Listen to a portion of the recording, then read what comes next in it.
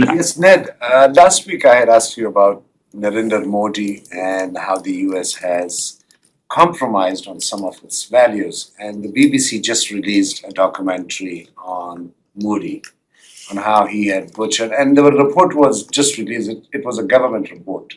BBC just released it. It was made by a former secretary, in which he has even mentioned higher number of deaths, higher numbers of women raped. And it was just done right under the nose of Narendra Modi.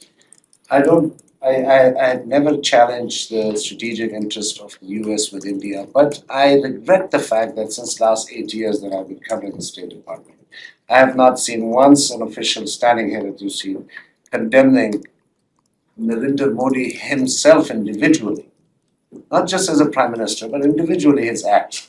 And I'm sure the US officials were aware of it as well. I'm not aware of this documentary that you point to, but what I will say broadly is that there are a number of elements that undergird the global strategic partnership that we have with our Indian partners.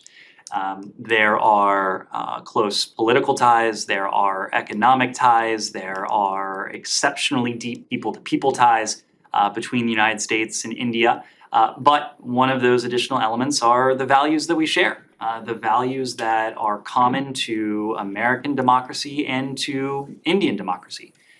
India, of course, is the world's largest democracy. It's a vibrant democracy, and again, we look to everything that ties us together, and we look to reinforce all of those elements that tie us together. So my godfather is an Indian as well, by the way. So I have all the respect for India. Don't get me wrong, anything.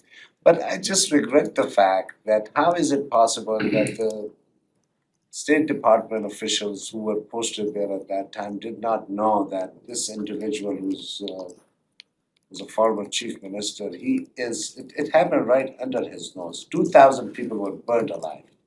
Again, I'm not familiar with the documentary you're referring to. I am very familiar with the shared values that connect the United States and India as two thriving, vibrant democracies.